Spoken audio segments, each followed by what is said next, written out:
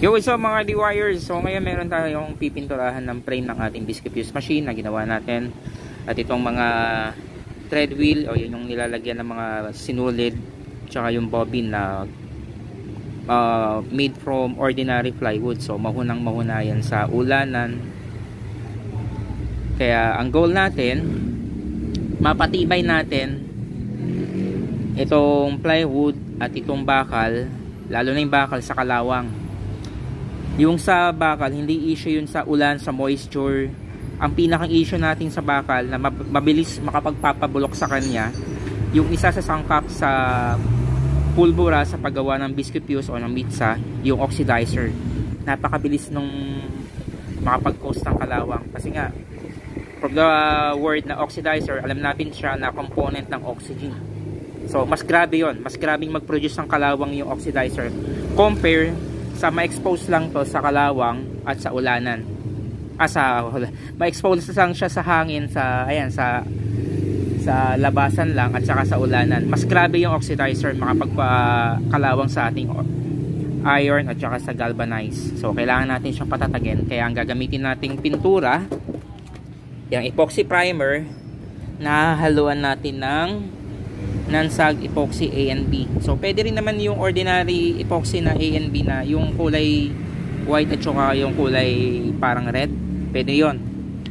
Kaso ito lang yung ating available kasi binigyan tayo ni Pioneer. So salamat Pioneer sa binigay niyong product sa akin. So hanggang ngayon napapakinabangan ko pa lahat ng binibigay niyo sa akin.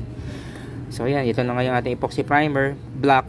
Mas prepare ko yung kulay na black. Madami naman yung brand, pero ito lang lagi yung nabibilhan ko na sa aking suking tindahan. So ito hindi ko lang alam kung pwede pa. Kinalawang na, pero check ko kung hindi na pwede, dito na tayo sa bago. Kasi ito kailangan din natin ng epoxy reducer. So wag tayo gagamit ng lacquer thinner. So kung epoxy base, mas maganda ang gagamitin nating pang thinner sa kanya yung epoxy reducer para match sila. So yun sa mixture niyan, ito magtitimpla tayo ng pakonti-konti muna. Sa mixture natin, dahil nga bakal, kumbaga doon sa speaker box ginagawa ko 1:1 ratio. Ngayon ang gagawin natin is 2:1 ratio. Para mapasmooth natin ng konti. Pero pa rin yan, magte-texture pa rin ng konti. Pero hindi ganun ka texture na texture. Pero at least mas matibay siya sa ulanan. So chinek ko yung luma, mukhang okay pa naman. Pero haluin muna natin para sigurado. Pero kahit bago rin yung pintura, bago nyo paghaluin, haluin nyo muna. Kasi nagkakameron ng stagnant sa ilalim, kasi ibabaw medyo light. Kaya kailangan mapalabnaw uli natin. Ayun o. Ayun o, bubuo yun sa ilalim. Ganon din naman pag bago yung pintura. So sulit natin gagawin, maghahalo na tayo ng ating non-sag epoxy marine. So yung ratio yan, kung gaano kadaming kinuha mo dun sa A, ganun din syempre sa B. Pero mukhang ito kailangan ko ng lahatin. Medyo matigas na rin, pero okay pa yan. Lalambot kapag nilagyan ng epoxy reducer yan.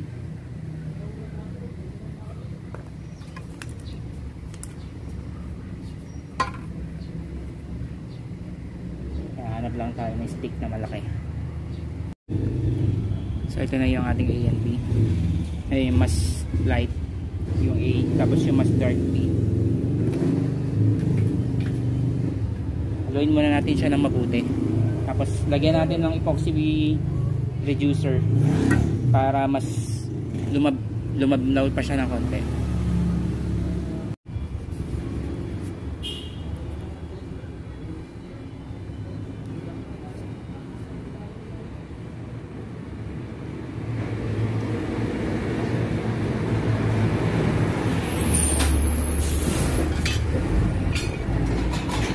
Epoxy reducer.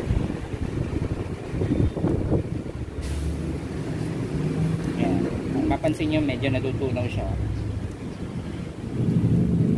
Kung gagamitin nyo dito is lacquer thinner, hindi siya basta lalabnaw, hindi siya basta madi-dissolve.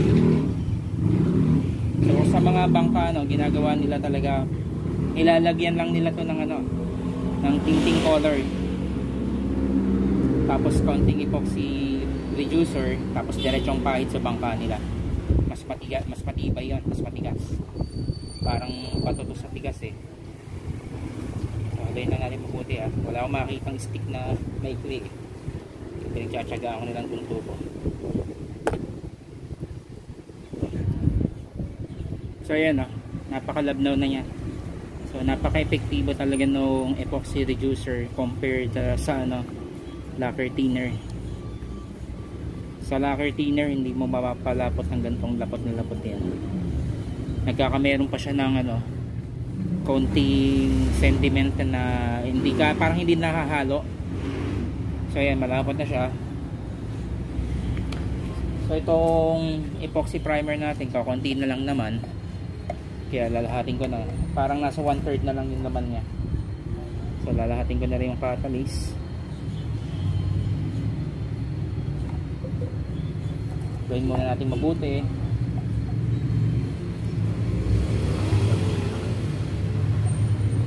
bago natin ihalo itong epoxy ANB natin.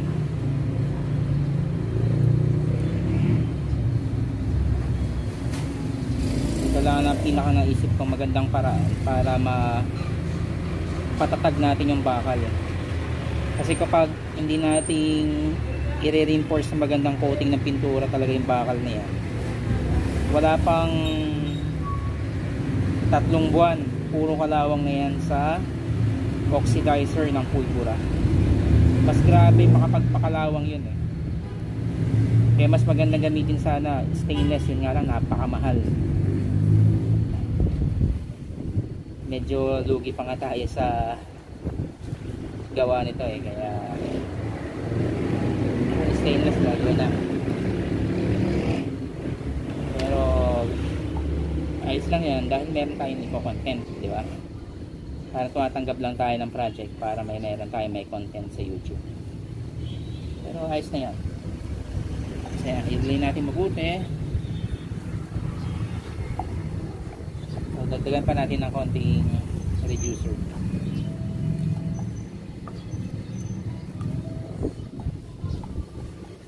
Ayan nagawin ng buti hanggang ma-dilute na yung epoxy ANB bago natin i-apply.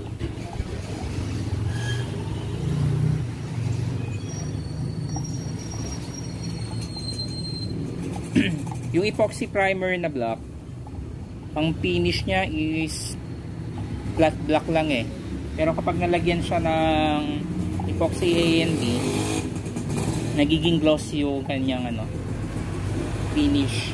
So no need na lagyan ng top coat. So gagamit tayo ng roller para medyo easy yung trabaho natin.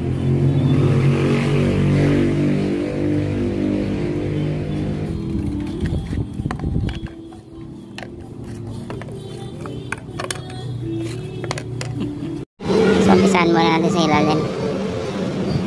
So yan yung texture niya, meron talagang konting texture dahil sa epoxy primer, sa epoxy ANB. Pero sure ball na mas matibay yan, hindi na natin kailangan i-top coat yan.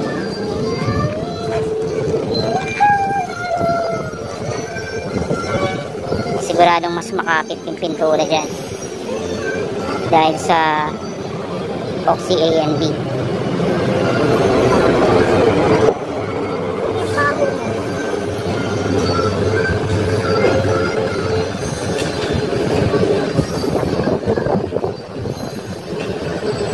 Wala tayong tripod na gamit kaya hirap tayo mag pintura. Kanan roller, kaliwa camera. So sa sandpad mapupulito din natin yan.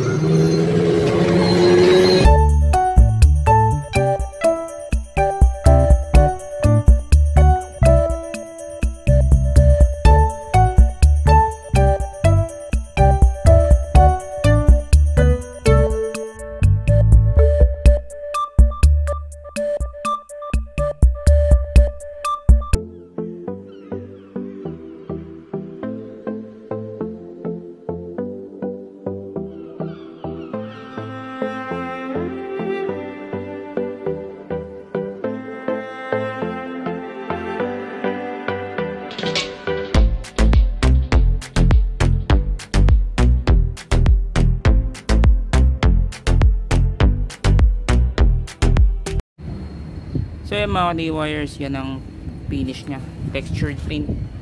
Yan. Yan.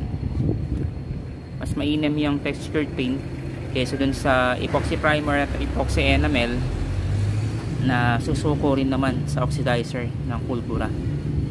Mas matibay yung epoxy primer at saka epoxy adhesive na A&B.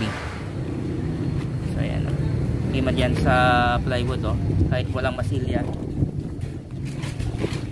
malalock in niya yung ano, ayan, oh, texture. Kahit pa paano hindi basta-basta aangatan yung mga plywood na yan. So ayan mga ka-D-Wires, salamat sa pagtutok. At sa mga bagong viewers, please subscribe and pakiclick na rin ang bell button para maging updated kayo sa mga pinablog. So abangan yan. Isasunod ko ibablog dyan yung pag-assemble ko na, yung paglagay ko ng mga motors at saka ng mga thread wheel at yung bobbin. Tapos mag-initial test tayo. So salamat sa pagtutok.